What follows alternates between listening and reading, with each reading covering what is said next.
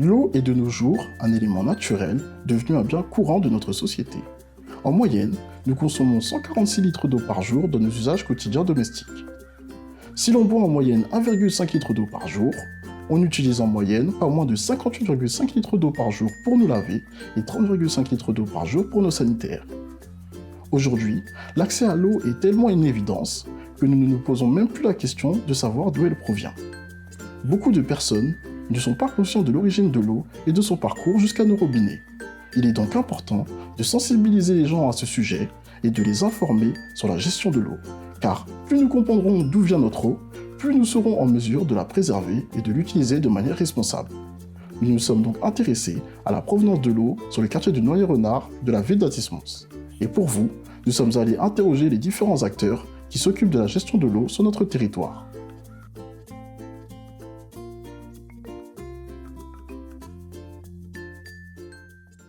L'eau provient de la nappe phréatique d'Arvigny. C'est une usine, l'usine d'Arvigny, qui pompe l'eau sur la nappe phréatique de Champigny. Cette eau, elle est déjà traitée une première fois. Après, elle voyage jusqu'à une usine de surpression qui est à Choisy-le-Roi. Et là, de Choisy-le-Roi, elle est redistribuée dans les communes. Cela représente environ 97 km de tuyaux.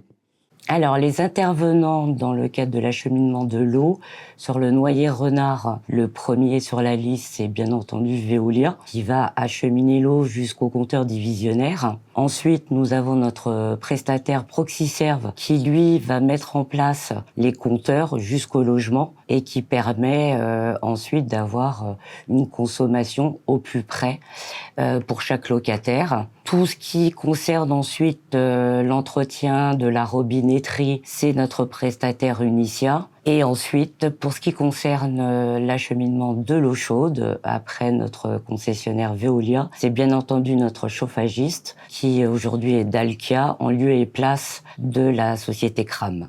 Alors, le rôle de l'EPT dans la gestion de l'eau, on gère tout ce qui est assainissement, c'est-à-dire la collecte des eaux usées, le traitement, l'épuration, jusqu'à le rejet en milieu naturel, pour que l'eau soit épurée. Une fois que l'eau est utilisée, c'est-à-dire par tout ce qui est sanitaire, WC, tout ce qui est lave-vaisselle, machine à laver, donc on prend de l'eau potable évidemment qu'on rompt comme une eau usée en fait, et qu'on rejette dans les collecteurs d'assainissement. Cette eau usée-là est évidemment acheminée en fait, naturellement pour aller en fait, en station d'épuration, être épurée et rejetée en milieu naturel. Et ça, on appelle ça, c'est préserver la biodiversité. C'est-à-dire en fait, le rejet en milieu naturel est vraiment obligatoire. Et en fait, il doit être l'eau usée doit être vraiment épurée.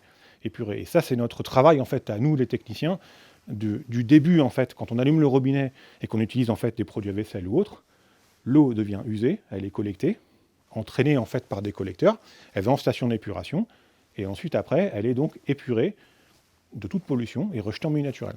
Et ça, c'est un enjeu pour nous, parce que c'est la protection vraiment de la biodiversité, comme je le dis, parce que aussi aujourd'hui, notre bassin versant, c'est la Seine, donc en fait, les eaux épurées vont dans la Seine, et comme vous le savez, en fait, il y a les JO 2024, donc pour nous, c'est important que les gens, en fait, sachent que leurs eaux usées qu'ils rejettent sont épurées et traitées. Si la coopération entre les diverses parties prenantes est essentielle pour assurer une gestion efficace des ressources hydriques, il est tout aussi crucial de garantir que l'eau qui parvient aux habitants soit d'une qualité optimale. Il est donc intéressant d'examiner de près les enjeux liés à la pureté de l'eau potable, ainsi que les défis financiers qui se posent dans la maintenance et l'amélioration des infrastructures nécessaires à son traitement et à sa distribution. La qualité de l'eau est une préoccupation majeure pour les autorités locales et les citoyens, car elle affecte directement la santé publique et le bien-être environnemental. Sans oublier que le coût associé à la gestion de l'eau représente un défi financier constant, aussi bien pour les administrations locales que les contribuables. Il est important aujourd'hui de préciser que l'eau qui nous arrive au robinet est de première qualité. Elle répond au code de la santé publique. C'est sous la responsabilité de l'ARS, de l'Agence régionale de santé. Le CEDIF, le syndicat des eaux de l'Île-de-France, de son côté, fait plusieurs contrôles réguliers. Aujourd'hui, l'eau que nous avons au robinet est de très grande qualité. Elle est comparable, voire supérieure à l'eau que nous trouvons dans les bouteilles. Si on peut faire une comparaison par rapport à l'eau qu'on achète en bouteille et l'eau en fait qu'on consomme au robinet, sincèrement, l'eau en bouteille, elle est très bonne, mais l'eau du robinet, surtout ici en Île-de-France, elle est vraiment... Voilà, pour moi, elle est exemplaire. Parce qu'en fait, on a des usines de production d'eau potable, notamment nous, en fait, sur notre secteur, on en a une qui est située sur les quais de Seine à Viry-Châtillon. C'est une eau qui est entièrement potable. On peut la consommer H24. Il n'y a aucun problème. En plus, aujourd'hui, en fait, il y a un phénomène qui a été exploité et qui est maintenant généré dans toutes les stations de production d'eau potable. On appelle ça l'ultrafiltration. C'est-à-dire, en fait, que l'eau passe dans des bonbonnes à travers des filtres qui sont millimétrés. Et donc, en fait, elle est complètement épurée. Ça permet d'avoir une eau potable qui est pure, presque comme une eau en bouteille. Et ça, même les enfants peuvent en consommer, donc il n'y a aucun problème. Le coût de l'eau dans les foyers, ça reprend en fait leur consommation, donc en mètres cubes d'eau, c'est ce qui est pris comme mesure. Et le prix de l'eau, par contre, est fixé non pas par Immobilière 3F, mais par les concessionnaires comme Veolia. On applique un prix qui est fixé par ce concessionnaire par rapport au nombre de mètres cubes d'eau consommés par un foyer. Le coût de l'eau, c'est quoi ? Le coût de l'eau, en fait, c'est quand on reçoit notre facture d'eau potable, de consommation. Au dos de cette facture, il y a en fait différents processus au niveau du traitement de l'eau et des paiements. C'est-à-dire, il y a le coût de la collecte de l'eau usée, il y a le coût en fait des traitements, il y a aussi évidemment la distribution, c'est-à-dire qui distribue l'eau. Donc aujourd'hui, en France, on a 3 leaders qui sont dans la distribution de l'eau, en fait, qui sont évidemment, il y a Suez, la SOR et Veolia. Donc eux, en fait, quelle que soit la méthode, distribuent l'eau potable aux particuliers, mais celle-ci, après, donc, est consommée et doit être payée. Mais au dos de la facture, il y a toute l'explication, c'est-à-dire l'acheminement, la taxe de traitement, les syndicats qui entretiennent, les syndicats intercommunaux, c'est-à-dire les collecteurs de transport. Parce que ça, c'est important, parce que nous, on gère des collecteurs qui sont communaux, mais pas le transport. Le transport, c'est l'acheminement en station d'épuration pure. Et tout ça, en fait, ça regroupe la facture d'eau. C'est pour ça qu'en fait, aujourd'hui, dans la facture d'eau, il n'y a pas forcément que le coût de la distribution, il y a aussi tout ce qui est traitement. Et ça, c'est ce que certaines personnes, en fait, ont un peu du mal, des fois, en fait, à comprendre que, oui, l'eau est chère, mais quand on la consomme, il faut qu'elle soit traitée. Voilà, tout simplement. Et ça, c'est le but, en fait, de la facturation d'eau, détaillée au dos de la facture. Le mètre cube d'eau, aujourd'hui, nous est facturé 1,47 €. Cette somme est partagée en deux. Il va 0,96 centimes à Veolia et 0,51 centimes au CEDIF. Les dispositifs qui nous permettent de suivre la consommation de nos locataires, tout d'abord la télérelève qui a été mise en place récemment et qui permet effectivement de la part de notre prestataire Proxiserve d'avoir des alertes sur des consommations inhabituelles, puisque aujourd'hui on mensualise de plus en plus l'ensemble de nos programmes et donc ça permet effectivement d'un mois sur l'autre que notre prestataire nous alerte si il y a une surconsommation qui ne correspond pas au mois précédent. Donc ça nous permet d'intervenir rapidement. Ça permet d'ailleurs à nos gardiens d'aller de leur côté aussi faire une vérification au niveau du compteur. Il peut y avoir une anomalie. Il tourne à l'envers, il s'est arrêté de tourner. Par exemple, il y a aussi quand même notre concessionnaire qui lui aussi applique des alertes en cas de surconsommation, également jusqu'à nos compteurs divisionnaires. Donc ça peut être une fuite en canalisation, voilà, qu'on ne peut pas détecter. Et donc leur alerte permet effectivement de faire la recherche de fuite et de faire une réparation le plus vite possible pour éviter qu'effectivement on perde des mètres cubes d'eau. Le concessionnaire Veolia peut aussi avoir sa responsabilité s'il n'y avait pas d'alerte.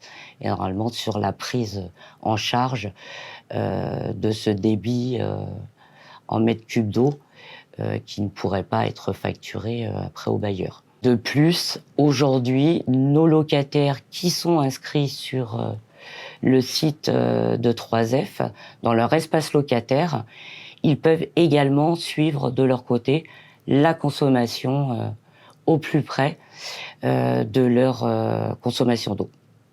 Notre rôle en tant que gardien, c'est d'informer les locataires par une affiche qui sera posée dans les parties communes pour un temps déterminé.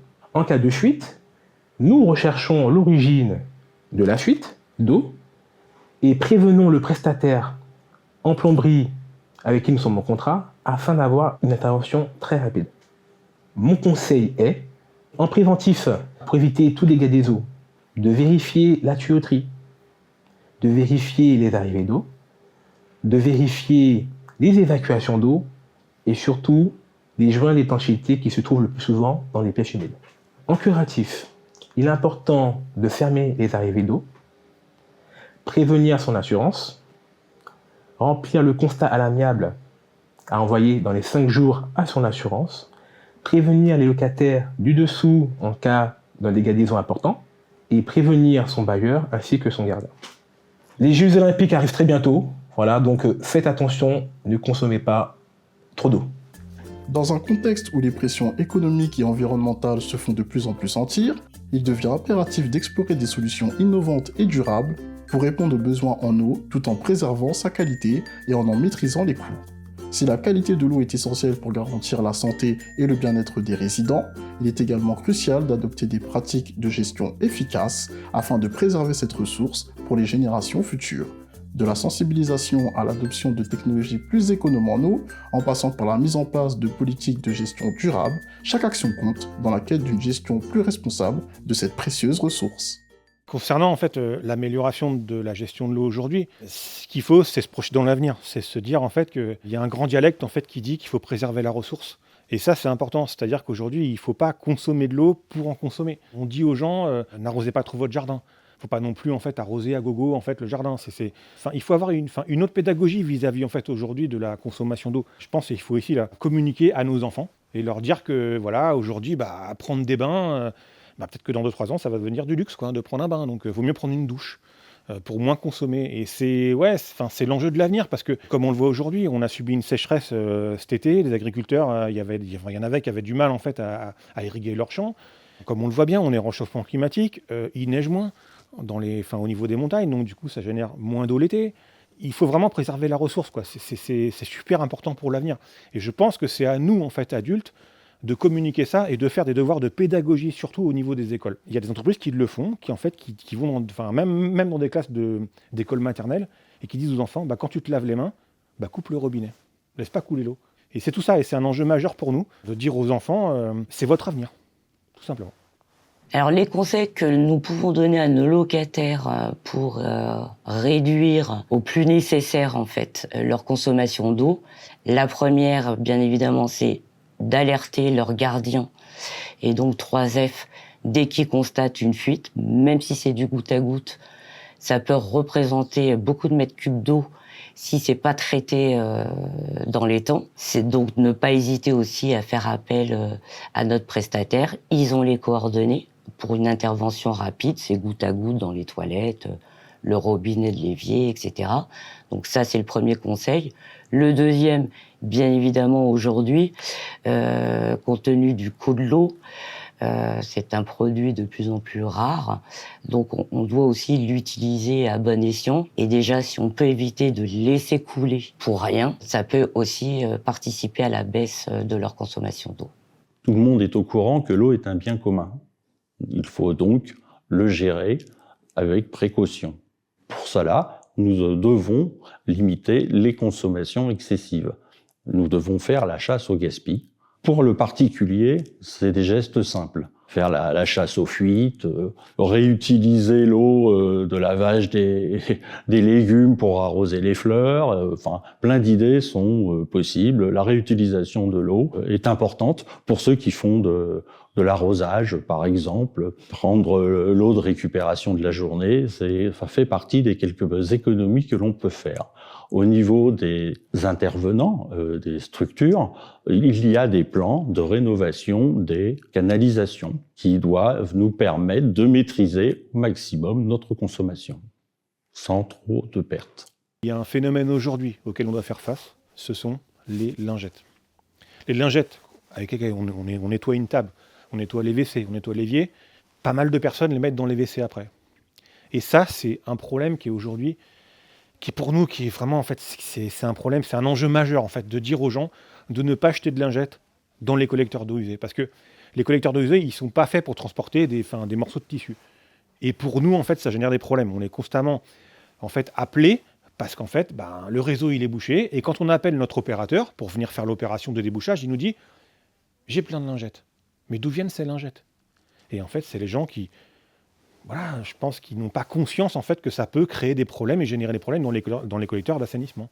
Après, tous les autres liquides, évidemment, les autres liquides, comme ça a toujours existé, peuvent être jetés en fait dans les collecteurs, tels voilà, un rejet de machine à laver, un rejet de lave-vaisselle, c'est normal, ça, on comprend. Mais les lingettes, non. En plus, sur les paquets aujourd'hui, il est vraiment marqué « ne pas jeter dans les toilettes, mettre à la poubelle ». Sauf que quand on nettoie ses WC, qu'est-ce qu'on fait? On nettoie les WC, la cuvette, on nettoie en dessous, on n'a pas de poubelle, on met dans les WC, on tire la chasse. Non, ça c'est non, c'est fini maintenant, c'est fini, terminé. Voilà. Au fil des années, on essaye effectivement de réduire les charges. La plus grosse intervention qu'on ait eu à faire et qui se met en place là, et qui s'est mis en place pour certaines de nos résidences, c'est effectivement la mensualisation de l'eau. Puisque avant, il n'y avait pas forcément des relevés systématiques. Il suffisait que quelqu'un ne soit pas là, on ne pouvait pas relever son compteur, donc on était sur de l'estimatif. Ça, c'est une grande avancée. C'est de permettre effectivement à chacun de ne pouvoir être obligé de régler que sa propre consommation. Pas sur de l'estimatif, plus ou moins élevé ou inférieur à ce que réellement était leur consommation, mais vraiment là, être au plus juste. En conclusion, la gestion de l'eau dans le quartier de Noyer-Renard à Athis-Mons est un enjeu crucial pour la qualité de vie des habitants et la préservation de l'environnement. Ce reportage a mis en lumière les défis auxquels la communauté et les autorités locales sont confrontées, ainsi que les solutions mises en œuvre pour assurer un approvisionnement en eau sûre et durable. Pour en savoir plus sur ce sujet essentiel, nous vous invitons à consulter les sites suivants.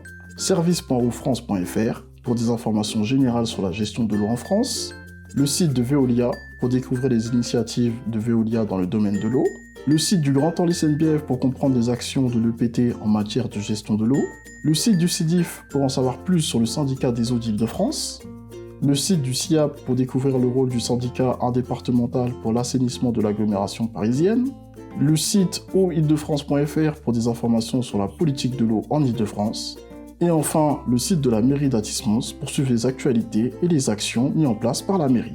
Nous vous encourageons à explorer ces ressources pour approfondir votre compréhension de la gestion de l'eau et de son importance pour notre communauté.